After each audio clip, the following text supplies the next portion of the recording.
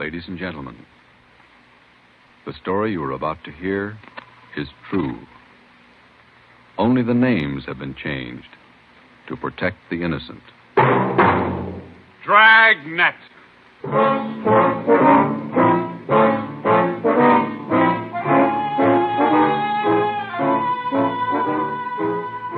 Dragnet, the documented drama of an actual crime, investigated and solved by the men who unrelentingly stand watch on the security of your home, your family, and your life.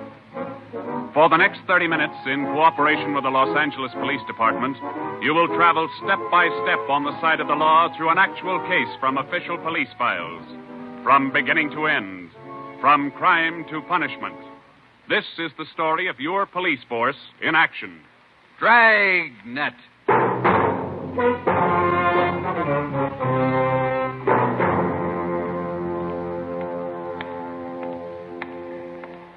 It was Tuesday, March 25th. It was cold in Los Angeles.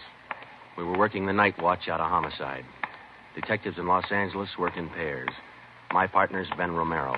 He's a sergeant, so am I. My name's Friday. The boss is Ed Backstrand, chief of detectives. I was on the way back from the record bureau, and it was 13 minutes past 11 when I got to room 42. Homicide. That's a hot shot. Somebody grab it. I got it, Ed. At 1245 East Doheny Street, 1, 2, 4, 2 officers shot. At 1245 East Doheny Street, 2 officers shot. What have you got, Friday? Read it. 2 officers shot. Where's Romero? Right here, Skipper. Okay, you've got one to roll on. Get going.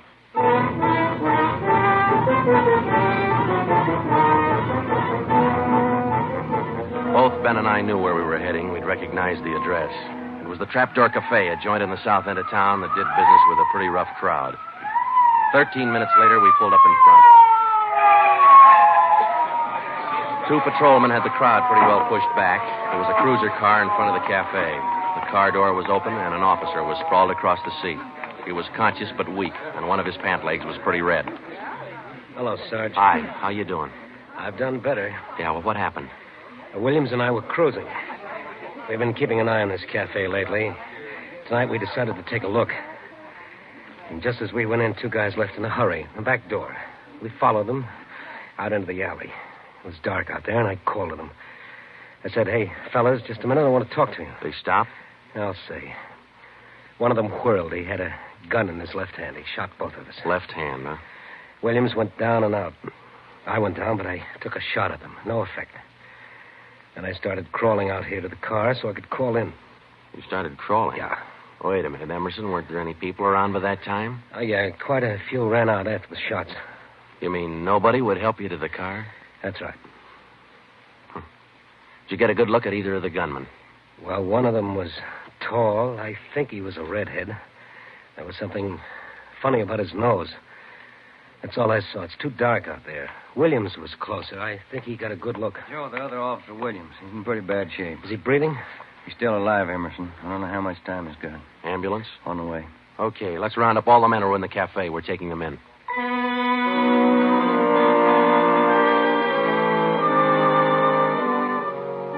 We took all the men back to the city hall. There were 23 in the Trapdoor Cafe at the time of the shooting. We questioned all of them. One of them said there had been a redhead in the place, but he couldn't describe him. Ben and I left the interrogation room, and we went back to the squad room. Friday, Romero. Got a minute? Yeah, Ed. Come on, Ben. Sit down. Okay. You get anything from those people you questioned? Nothing we could use. Oh. How's Williams? It's pretty bad. When do they operate? As soon as he comes out of shock.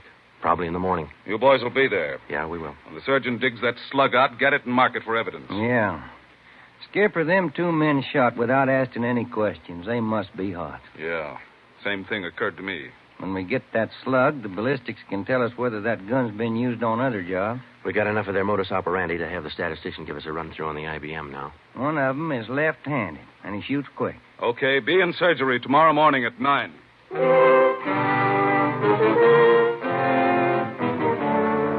Neither Ben or I said much on the way home, but we were both thinking the same thing. I knew the chief was thinking it, too. Here were two men who'd shot a couple of police officers without asking any questions. Now, I suppose you've heard a lot of stories about what the force thinks of cop killers. Sure, we don't like to lose our friends and partners any better than anybody else would. Why not figure it this way? If these two guys would gun a couple of armed police officers, do you think they'd hesitate to shoot you, the unarmed citizen?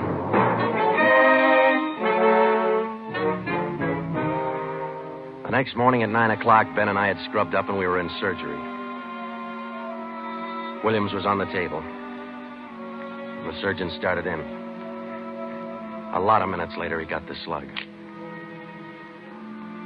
As for Williams, they took out 7 feet of his intestine and said he might pull through.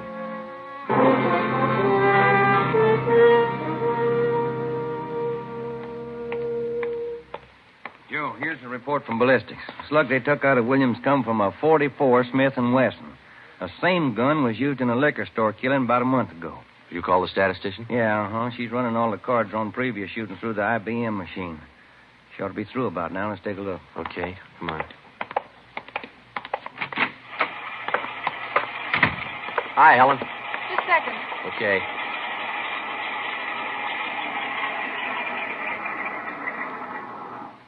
Well, that's it for you. These cards will give you all the shootings pulled by 2 men on foot who shot quick, one of them left-handed. Right. They're all yours. You sure can tell a lot from just a bunch of little holes in these cards, can't you? I can't, but this IBM machine can. It never ceases to amaze me. Okay, shall we check the cards, huh? Yeah, sure.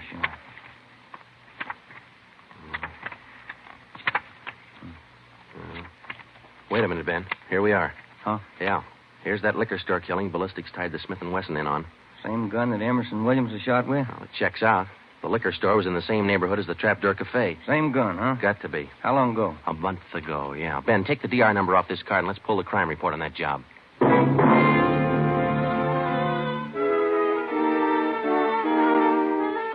We pulled the crime report out of the files. It said that there was only one witness to that liquor store killing a month ago.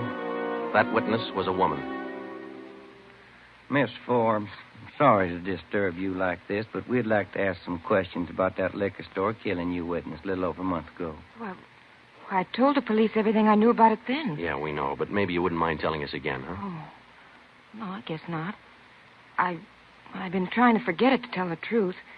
It was pretty terrible, and I really didn't see so very much because I was awful scared. I understand. But try to describe again just what happened, will you? Well, it was about 10 o'clock at night. I was walking down the street toward home when I realized I was all out of cigarettes. Well, I was right in front of the liquor store then, so I went in. The clerk was behind the counter, and there were 2 men standing there arguing. What's the idea of changing your mind? I thought we was going to get bourbon. No, let's get the wine. I want bourbon. Costs too much. Wine's good enough. The rest of them want bourbon, too.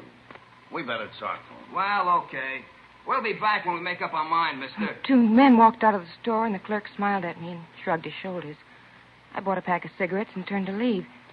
But just then, the 2 men came back in again, and each of them had a gun in his hand. This is a stick-up, mister. The clerk just sort of crumpled to the floor. I couldn't believe my eyes, but that's just how it happened. The men said this is a stick-up, and then they shot him right away. Get over against the wall, lady, or you'll get the same. One of them punched the no sale on the cash register. I was shaking so I almost caved in. He scooped the money out of the drawer and stuffed it into his pocket. And then the other one went over to where the liquor clerk was lying face down. He knelt down beside the clerk, and he put his gun against the clerk's spine. Then they both ran out of the store. It was terrible. That clerk, he was lying there helpless and wounded, and they deliberately... Yeah, Miss Forbes, I understand. Oh, Miss Forbes, you said that both of the men had guns. Yes. One of the guns was black, and the other was sort of fancy looking. What do you mean, Miss Forbes? Well, it was real shiny. Nickel-plated? I wouldn't know about that, but it was shiny. There were 2 guns, huh? Yes. Well, now about the men themselves. Well, I was so scared their faces just didn't register with me. The one who shot the clerk in the back was sort of stocky. That's about the best I can do. You mentioned in the report that one of the men was left-handed. Yes, I do remember that. Uh-huh. Look, Miss Forbes, this is very important to us. One of the men was a redhead? Redhead? Why, no, I didn't see any redhead.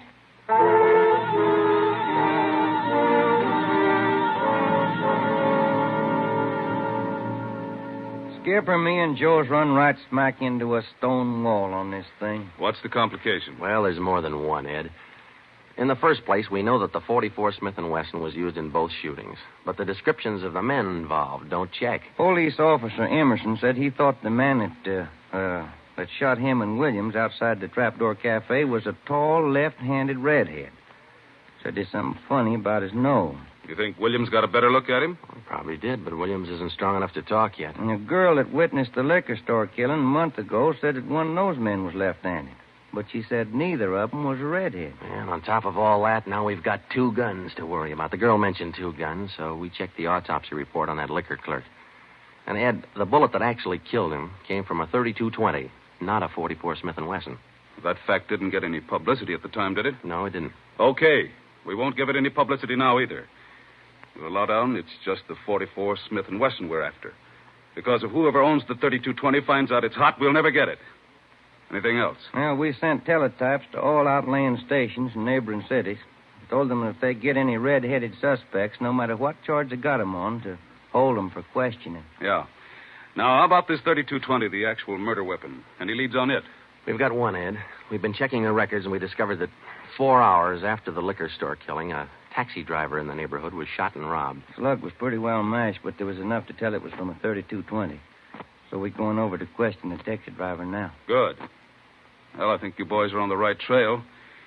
So far, what we've got is mostly unrelated facts, but sooner or later, those facts have all got to tie in at some point along the line. Find that point.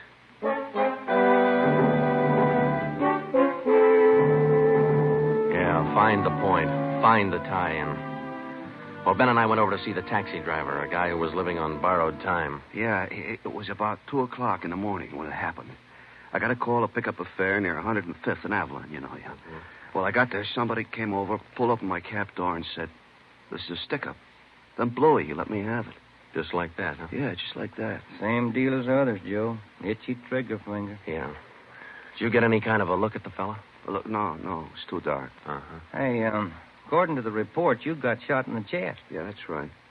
Oh, you're maybe wondering how come I'm still alive, huh? I'll tell you, pal, it's like something you'd see in a bad movie, you know? I'm carrying a few silver dollars with me, 9 of them to be exact. So I decided to stick them in my breast pocket. Well, mister, that just saved my life. The slug hit them silver dollars.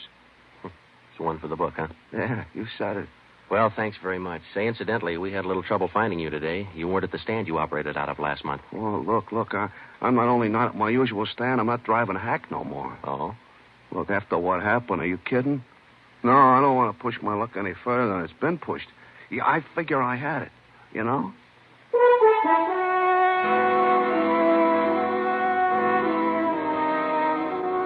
And about that time, Ben and I were beginning to figure we'd had it. We were getting nowhere fast. We had a few informants nosing around, but so far they hadn't come up with any leads. Well, Ben and I followed up all the teletypes that poured in. We just got back from Santa Ana, where we'd been questioning a red-headed suspect, and we'd flopped in the squad room when Chief Backstrand's door opened. Friday. Romero. Got a minute? Yeah, Skipper. Any luck with the Santa Ana redheads? No, none at all. I guess you haven't heard the latest. We just now got back in town, Skipper. Early this morning, another cab driver got shot. What? Yeah. Man came up to his taxi, opened the door, said, "This is a stick-up," and shot him. Bullet went through one leg and into the other, but the driver managed to start his cab and drove over to a cafe. He called in from there. Boys recovered the slug? Yeah. It came from the same .44 Smith & Wesson that was used in the other 2 jobs. The cab driver get a look at the gunman? Yeah, briefly. Was it the redhead? No. Oh, the stocky guy. He wasn't red-headed and he wasn't stocky. That's all the driver knows. Well, that's great. Skipper, this is beginning to sound like a gun of the month club. You reckon somebody's renting them guns out? Well, they're passing the guns around all right, but I think they're working together. The way they operate indicates that. Yeah, the trigger-happy routine. Killing is apparently more than a business to them. It's pleasure, too. That's why we've got to get to them fast. Come over here. All right. Come on, Ben. Here. Take a look at this map. Uh-huh. Here's the Trapdoor Cafe, and over here's the liquor store. And down here is where the first cab driver got shot. Mm-hmm. Right here's where the second one got it. All of the shootings have taken place within an area of 10 square blocks. Okay. Tonight we're going to throw a blockade around that whole area. Good. It'll go into effect at 10 p.m.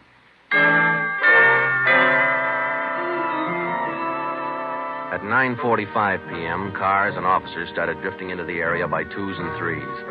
And at 10, when Backstrand, Ben, and I arrived, the whole area was sewed up tighter than a tick. It is now code 3. Pacific Ambulance Davis? 1. Gotcha. Call to All Alhambra set? is All now set. code We got a 3. primary line and a secondary line. If anyone tries to make a break, we'll pick them up in the secondary. Okay. Friday and Romero here will cruise around the area with me. Go to work, men. Every car in the area was shaken down. The same process was also followed on all persons on foot. The blockade went on all night. By the end of that time, we'd brought in 217 suspects. 26 of them were redheads. What's your name? Henry Wagner. Where do you work? Lumberyard. Which one? First star. What time did you get through work last night? About 6, I guess. What'd you do then? Had some dinner. Where? Harry's Grill. And what? Shot a little pool. Look, I tell you, I ain't done nothing. Now, let's go back to the day before yesterday. Did you work at... And that's the way it went all day long. We shot question after question at them, working them gradually back to the days on which the shootings had taken place. When it was all over, we got 6 men wanted in other cities on various charges. We got quite an assortment of guns and knives. But as far as the shootings were concerned, we got nothing. Well, I guess that's the last of them. Oh, I was running out of questions there at the end. You two boys better go on home and get some sleep. Well, I was kind of figuring on checking back over the reports to see if we might have overlooked something. I said go on home. You two boys have been at it for 32 hours straight. Look at you. You're both so groggy you can hardly stand up. You need sleep. It's 4 p.m. now. Don't come back until 10 p.m.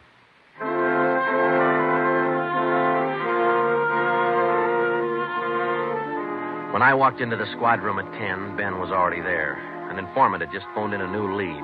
He told Ben he'd heard about a gang that had been hanging out down around the DeVere bungalow court in the south end of town. We knew that the DeVere was close to the Trapdoor Cafe, so we went over to talk to the manager. Joe, I've been meaning to ask you. You checked on how Williams is getting along? Yeah, I did. I called the hospital this afternoon. It's going to be all right. Oh, that's fine. Well, here we are. Yeah, manager's office. Still got a light on.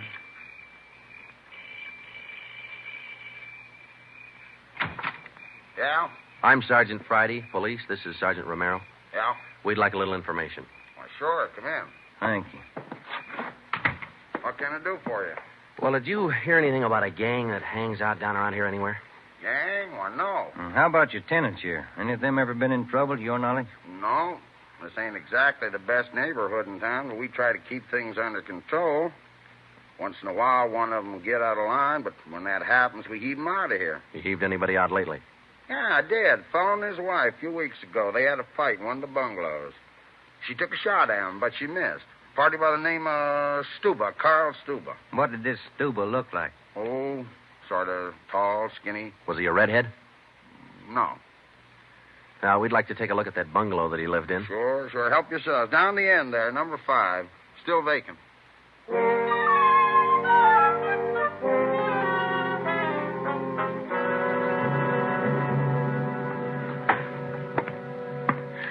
Well, I guess that does it.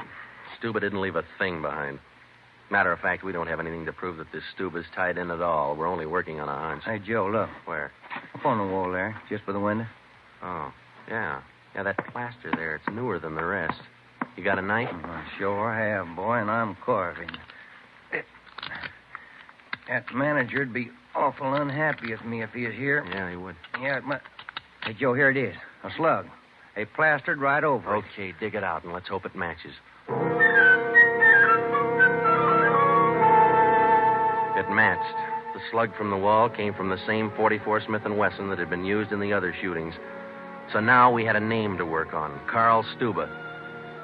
But he'd done a good job of dropping out of sight. Well, the next day, Ben thought he had another lead. I've just been talking to another informant, Joe. He says he heard that there's a fella down in that neighborhood been trying to sell a gun lately. What kind of a gun? Nickel-plated with steer horn handles. Nickel-plated. Well, maybe that's our .44 Smith & Wesson. Maybe. Did the informant know who this man was? Said the feller's name was Alonzo. Yeah. Alonzo who? Just Alonzo. That's all he knew.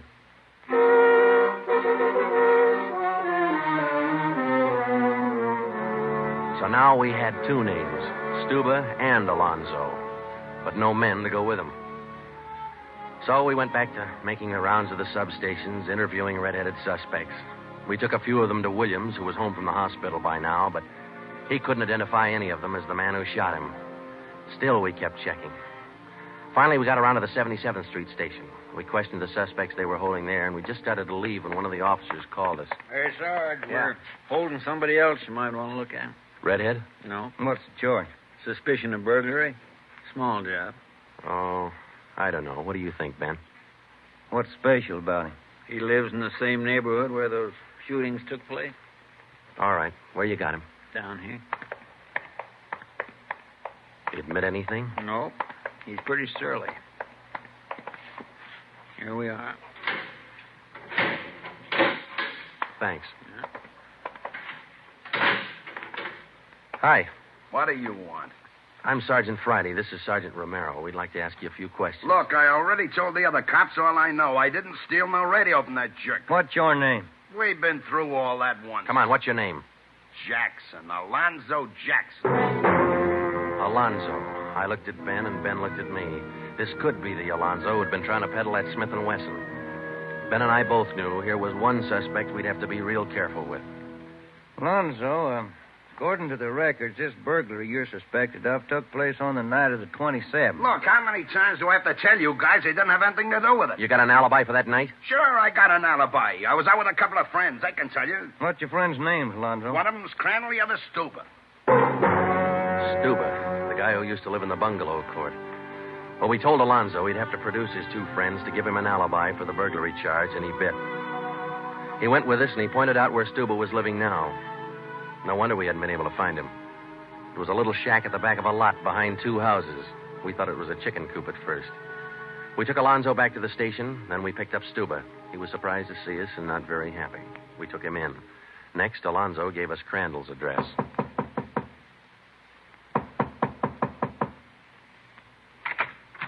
Yeah? Mr. Crandall in? No. Will he be back soon? I don't know. Who are you? Sergeant Friday, Sergeant Romero, police. What do you want with him? Oh, nothing important, lady. We just wanted him as a witness. Oh. Well, I don't know just when he'll be back. Probably an hour or two. Okay, thank you.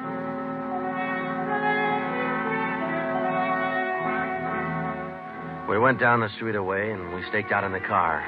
We sat there for about 5 hours, and then Ben nudged me in the ribs. Hey, Joe. Huh? Joe, take a look. Coming along the sidewalk. Yeah, and he's got red hair. Come on. Crandall. Huh? Your name Crandall? Who are you? Friday Romero, police. Police. What do you want with me? I haven't done nothing. Well, then you got nothing in the world to worry about. Come on.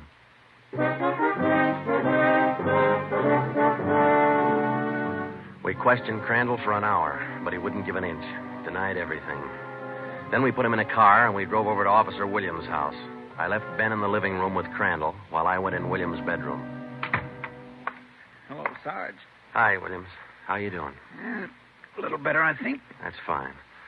Look, we've got another redhead outside. Bring him in. Okay. All right, Crandall, come on in here. Who's in there? Why'd you bring me over here? Come on in here.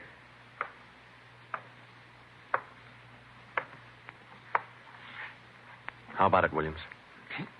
That's the guy. No, I'm not. That's the guy that shot me. Well, Crandall? No. Yeah.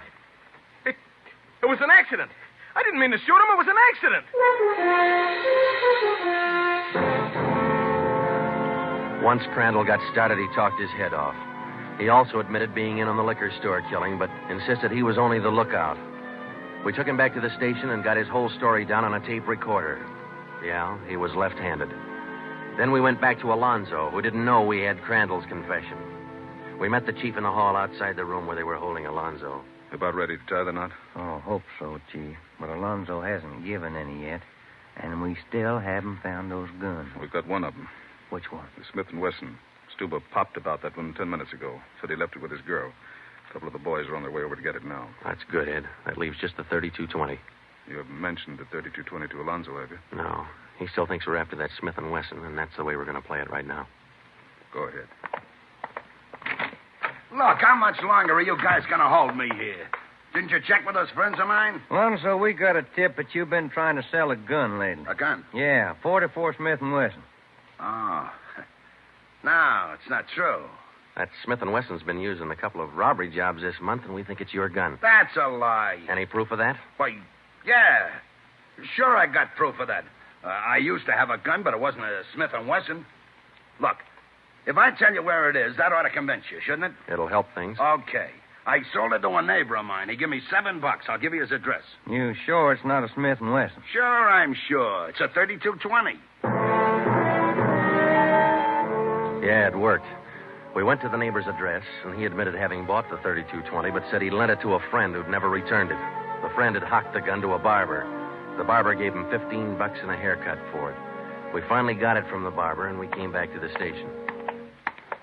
I'm all set, Joe. I'll be in the next room. Just give me the nod. Okay. Hello, Alonzo. Hey, you got the gun. Yeah, we got the gun. Well, now maybe you'll believe I'm on the level. Okay if I go now? I guess we won't be able to hold you here much longer. You can say that again, brother.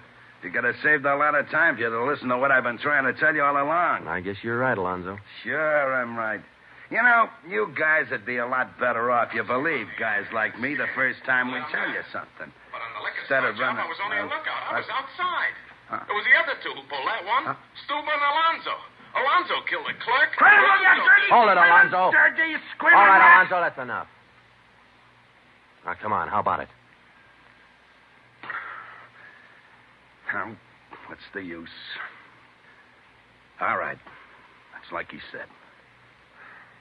Okay, Ben, bring the recorder in here. Alonzo's ready to make a record now.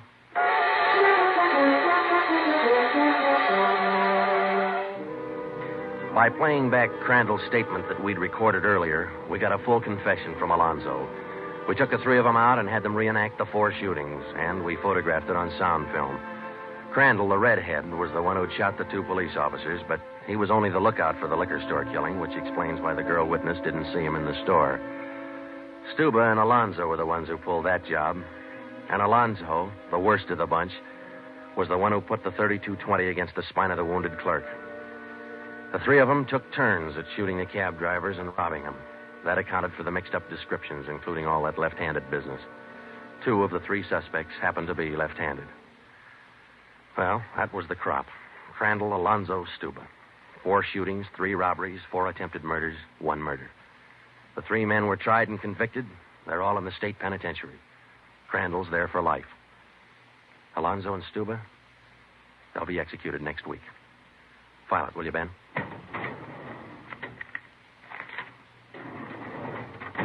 Case closed. Dragnet.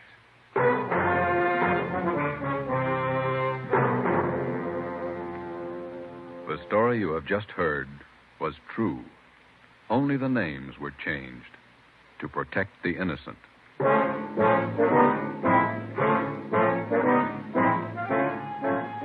You have just heard the second in a new series of authentic cases from official files. Technical advice for Dragnet comes from the office of C.B. Horrell, Chief of Police, Los Angeles Police Department. Tonight's program is dedicated to Radio Officer Delmer E. Cook of the Los Angeles Police Department, who, on the afternoon of December 6, 1948, gave his life so that yours might be more secure. Dragnet came to you from Los Angeles. This is NBC, the national broadcasting company.